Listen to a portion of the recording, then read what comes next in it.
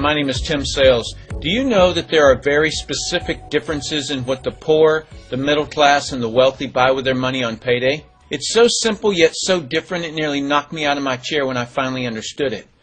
I'm going to show you exactly what I'm talking about, and you can evaluate for yourself why the wealthy keep getting wealthier and the poor keep getting poorer and the middle class are stressed out. To understand this, I need to make sure you understand some basic business terms in the way that I'm using them. The words that you need to know are income, which means money you bring in, expenses, which means money you spend, assets, which is the most confusing one.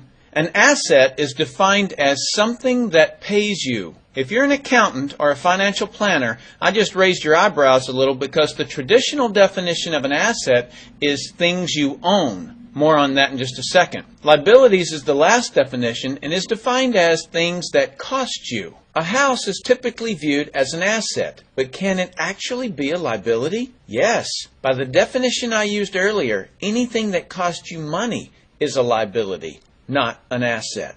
But to answer your curiosity, yes, a house can be considered an asset. When is it an asset? When it pays you money. If you were to buy a house and rent it out, and it paid you a positive cash flow every month, that would then be considered an asset. One more time on the definitions, just to be very clear before we continue.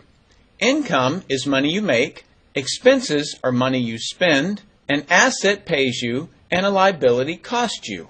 Now let's look at what the poor buy on payday. On payday, the poor buy what I'm going to call stuff. What is stuff? Inexpensive things that people buy that they don't really need to survive. You go into someone's house and you can't find any counter or tabletop space in the whole house because of all the stuff on it. You can't find a single foot of white space on any wall in their house because of all the stuff that's hanging on it. Where did they get this stuff? They bought it at the flea market, at the garage sale, at the dollar store, at the craft show. Their house and their car is full and cluttered with stuff. So income comes in on payday and then goes straight out the expense column to buy stuff. The poor really never educate themselves on assets and liabilities. The poor justify their buying all of this stuff by claiming that it costs so little.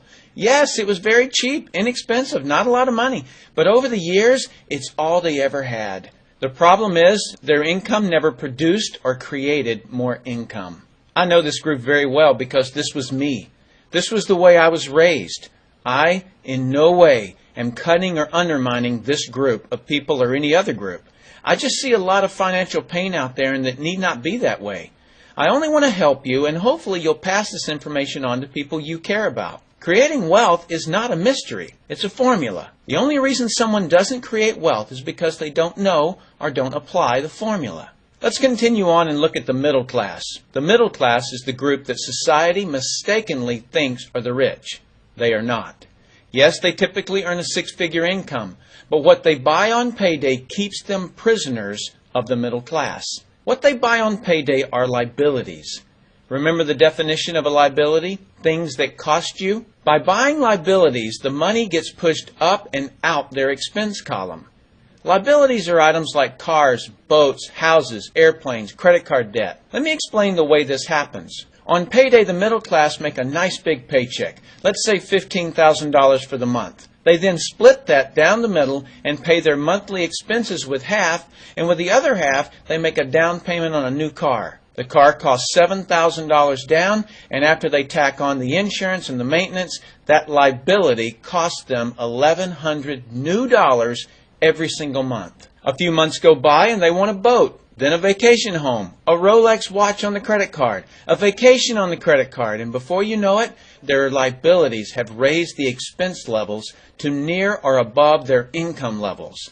They actually spend equal to or more than they make, meaning that they have to go to work and make a certain amount of money every single month because of their liabilities. The other important issue with both the poor and the middle class is that normally all of their income is dependent on their own effort, meaning they've educated themselves to exchange their knowledge and expertise for someone's money. Here's an example. An attorney is knowledgeable about law, so people pay him or her money in exchange for that knowledge on an hourly basis. The problem there is that if they're not, the attorney, sharing that knowledge with a client, then the attorney is not making any money. Their stress level is as tight as a piano string.